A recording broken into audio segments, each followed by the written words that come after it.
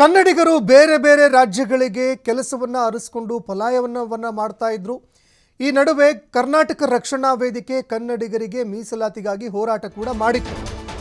ಇದೀಗ ಸಿಎಂ ಸಿದ್ದರಾಮಯ್ಯ ಕನ್ನಡಿಗರಿಗೆ good news ಕೊಡ್ತಾರಾ ಅನ್ನುವಂತಹ ಪ್ರಶ್ನೆ ಎದುರಾಗ್ತಾ ಇದೆ.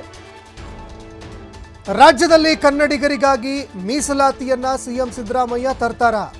ಉದ್ಯೋಗದಲ್ಲಿ ಮೀಸಲಾತಿಯನ್ನ ಏನಾದರೂ ಸಿಎಂ ತರ್ತಾರಾ? ನಿನ್ನೆ ಕರ್ನಾಟಕ ರಕ್ಷಣಾ ವೇದಿಕೆ ಹೋರಾಟವನ್ನು ಮಾಡಿರುವ ಹಿನ್ನೆಲೆಯಲ್ಲಿ ಸಿಎಂ ಸಿದ್ದರಾಮಯ್ಯ ಈ ವಿಷಯವನ್ನು ಗಂಭೀರವಾಗಿ ತೆಗೆದುಕೊಂಡಿದ್ದಾರೆ.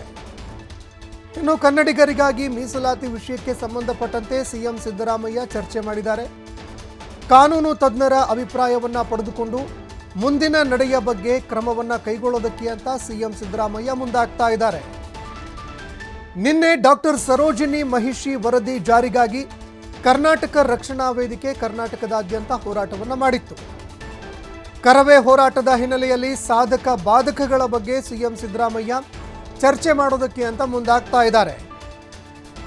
ಇನ್ನು ಒಂದು ವೇಳೆ ಮೀಸಲಾತಿಯನ್ನ ಕೊಟ್ಟಿದ್ದೇ ಆದರೆ ರಾಜ್ಯದಲ್ಲಿ ಏನೆಲ್ಲ ಬದಲಾವಣೆ ಆಗಬಹುದು, ಇದು ಎಷ್ಟು ಜನ ಕನ್ನಡಿಗರಿಗೆ ಅನುಕೂಲ ಆಗತ್ತೆ, ಇನ್ನು ಅದೇ ರೀತಿಯಾಗಿ ಬೇರೆ ರಾಜ್ಯದಿಂದ ಕರ್ನಾಟಕಕ್ಕೆ ಬಂದು ಕೆಲಸವನ್ನು ಮಾಡ್ತಾ ಇರುವಂಥವರು ಎಷ್ಟು ಜನ ಇದ್ದಾರೆ, ಪ್ರತಿ ವರ್ಷ ಪ್ರತಿ ತಿಂಗಳು ಬೇರೆ ಬೇರೆ ರಾಜ್ಯಗಳಿಂದ ಕರ್ನಾಟಕಕ್ಕೆ ಬಂದು ಕೆಲಸ ಮಾಡುವವರು ಎಷ್ಟು ಜನ ಇದ್ದಾರೆ, ಅದೇ ರೀತಿಯಾಗಿ ಕನ್ನಡಿಗರು ಎಷ್ಟು ಜನ ಬೇರೆ ಬೇರೆ ರಾಜ್ಯಗಳಿಗೆ ವಿದೇಶಗಳಿಗೆ ಪಲಾಯನ ಮಾಡ್ತಾ ಇದ್ದಾರೆ, ಇದೆಲ್ಲದಕ್ಕೂ ಸಂಬಂಧಪಟ್ಟಂತೆ ಕ್ರಮ ಕೈಗೊಂಡಿದ್ದೇ ಆದರೆ ಅದರಿಂದ ಆಗುವಂತಹ ಪರಿಣಾಮ ಏನು, ಅದರ ಸಾಧಕಗಳೇನು ಬಾಧಕಗಳೇನು, ಅದರಿಂದ ಆಗುವಂತಹ ಪ್ರಯೋಜನ ಏನು, ಇದೆಲ್ಲದಕ್ಕೂ ಸಂಬಂಧಪಟ್ಟಂತೆ ಸಿಎಂ ಸಿದ್ದರಾಮಯ್ಯ ಅಧಿಕಾರಿಗಳ ಜೊತೆಯಲ್ಲಿ ಚರ್ಚೆ ಮಾಡೋದಕ್ಕೆ ಅಂತ ಸಜ್ಜಾಗ್ತಾ ಇದ್ದಾರೆ.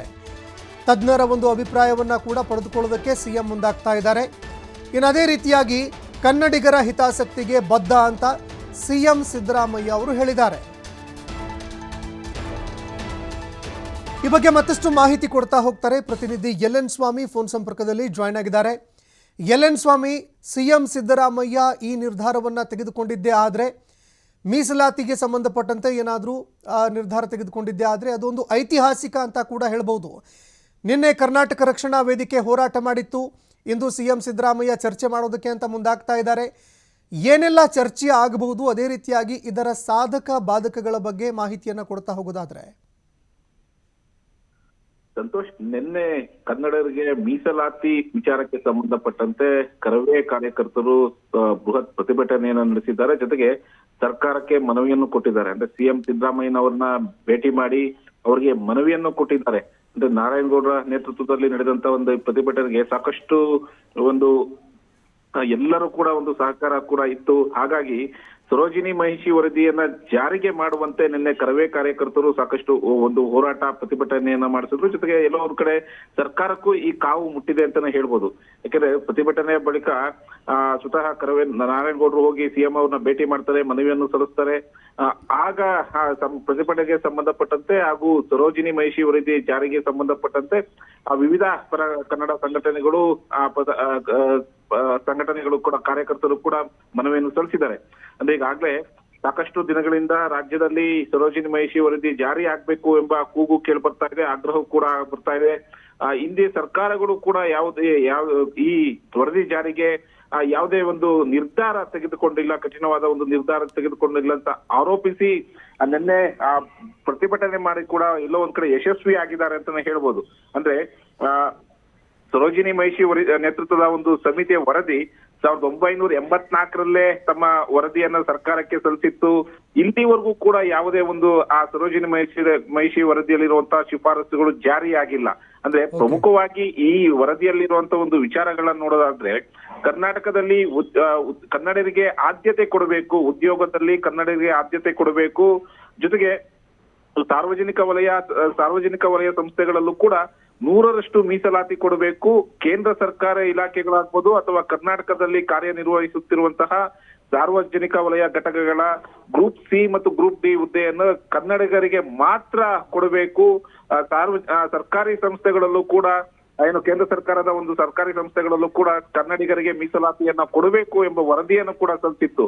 ಆದ್ರೆ ಇಲ್ಲಿವರೆಗೂ ಆ ವರದಿ ಜಾರಿ ಆಗಿಲ್ಲ ಎಂಬ ವಿಚಾರವನ್ನು ಇಟ್ಕೊಂಡು ಪದೇ ಪದೇ ಕರ್ನಾಟಕ ರಕ್ಷಣಾ ಪರ ಸಂಘಟನೆಗಳು ಕೂಡ ಸಾಕಷ್ಟು ಹೋರಾಟಗಳನ್ನ ಮಾಡ್ಕೊಂಡ್ ಬಂದಿದೆ. ಹೀಗಾಗಿ ಈ ಬಾರಿ ಆದ್ರೂ ಅದಕ್ಕೆ ಒಂದು ಮುಕ್ತಿ ಸಿಗುತ್ತಾ, ಸರೋಜಿ ಮಹಿಷಿಯ ವರದಿ ಜಾರಿಯಾಗುತ್ತಾ ಎಂಬ ವಿಚಾರಗಳು ಸಾಕಷ್ಟು ಕುತೂಹಲ ಮೂಡಿಸ್ತಾ ಇದೆ. ಹಾಗಾಗಿ ನಿನ್ನೆ ಪ್ರತಿಭಟನೆಯ ನಂತರ ಸಿಎಂ ಕೂಡ ಎಲ್ಲೋ ಒಂದು ರೀತಿ ಸ್ಪಂದನೆ ಮಾಡಿದ್ದಾರೆ, ಸಕಾರಾತ್ಮಕವಾಗಿ ಸ್ಪಂದನೆ ಮಾಡಿದ್ದಾರೆ. ಈ ಹಿನ್ನೆಲೆಯಲ್ಲಿ ಕನ್ನಡಿಗರಿಗೆ ಸಿಎಂ ಗುಡ್ ನ್ಯೂಸ್ ಕೊಡ್ತಾರಾ ಎಂಬ ವಿಚಾರಗಳು ಕೂಡ ಸಾಕಷ್ಟು ಚರ್ಚೆ ಆಗ್ತಾ ಇರೋಂಥದ್ದು. ಯಾಕೆಂದ್ರೆ ಕನ್ನಡಿಗರಿಗಾಗಿ ಉದ್ಯೋಗ ಮೀಸಲಾತಿಗೆ ಸಂಬಂಧಪಟ್ಟಂತೆ ಸಿಎಂ ಸಿದ್ದರಾಮಯ್ಯನವರು ಕೂಡ ಸಾಕಷ್ಟು ಬಾರಿ ಹೇಳಿದ್ರು. ಜೊತೆಗೆ ರಾಜಕೀಯ ಆರಂಭದಲ್ಲಿ ಅಂದ್ರೆ ಸಿಎಂ ಸಿದ್ದರಾಮಯ್ಯನವರ ರಾಜಕೀಯ ಆರಂಭದಲ್ಲಿ ಕನ್ನಡ ಕಾವಲು ಪಡೆಯ ಅಧ್ಯಕ್ಷರಾಗಿದ್ರು ಸಿಎಂ ಸಿದ್ದರಾಮಯ್ಯನವರು. ಹಾಗಾಗಿ ಎಲ್ಲೋ ಒಂದ್ ಕಡೆ ಈ ವಿಚಾರಕ್ಕೆ ಸಂಬಂಧಪಟ್ಟಂತೆ ಅಂದ್ರೆ ಮೀಸಲಾತಿ ವಿಚಾರಕ್ಕೆ ಸಂಬಂಧಪಟ್ಟಂತೆ ಸಿದ್ದರಾಮಯ್ಯನವರು ಒಂದು ಹೆಜ್ಜೆ ಮುಂದೆ ಹೋಗ್ತಾರೆ ಎಂಬ ವಿಚಾರಗಳು ಕೂಡ ಚರ್ಚೆ ಆಗ್ತಾ ಇರೋಂಥದ್ದು. ಕನ್ನಡಿಗರ ಹಿತಾಸಕ್ತಿಗೆ ನಾವು ಬದ್ಧರಾಗಿರ್ತೀವಿ ಎಂಬ ವಿಚಾರವನ್ನು ಇಟ್ಕೊಂಡು ಈ ವಿಚಾರ ಅಂದ್ರೆ ಈ ಸರೋಜಿನಿ ಮಹಿಷಿ ವರದಿಯನ್ನ ಜಾರಿಗೆ ತರೋದಕ್ಕೆ ಕಾನೂನು ತಜ್ಞರ ಅಭಿಪ್ರಾಯ ಪಡೆದು ಮುಂದಿನ ಕ್ರಮಕ್ಕಾಗಿ ಈಗಾಗಲೇ ಸಿಎಂ ಸಿದ್ದರಾಮಯ್ಯನವರು ಸಿದ್ಧತೆಗಳನ್ನ ಮಾಡ್ಕೊಳ್ತಾ ಇದ್ದಾರೆ. ಅಂದ್ರೆ ಸಾಧಕ ಬಾಧಕಗಳು ಈ ವರದಿಯನ್ನ ಜಾರಿಗೆ ತಂದಂತ ಸಂದರ್ಭದಲ್ಲಿ ಯಾವ ರೀತಿ ಒಂದು ಸಾಧಕ ಬಾಧಕಗಳು ಎದುರಾಗ್ತವೆ, ಕಾನೂನು ಅಡೆತಡೆಗಳು ಎದುರಾಗ್ತವೆ ಎಂಬ ವಿಚಾರಕ್ಕೆ ತಿಳಿದುಕೊಂಡು ನಂತರ ಸಿಎಂ ಸಿದ್ದರಾಮಯ್ಯನವರು ಯಾವ ನಿರ್ಧಾರ ತೆಗೆದುಕೊಳ್ತಾರೆ ಅನ್ನೋದು ಕೂಡ ಕಾದು ನೋಡ್ಬೇಕಾಗಿರೋಂಥದ್ದು. ಸಂತೋಷ್, ಧನ್ಯವಾದಗಳು ಎಲ್ ಎನ್ ಸ್ವಾಮಿ ನಿಮ್ಮೆಲ್ಲ ಮಾಹಿತಿಗೆ.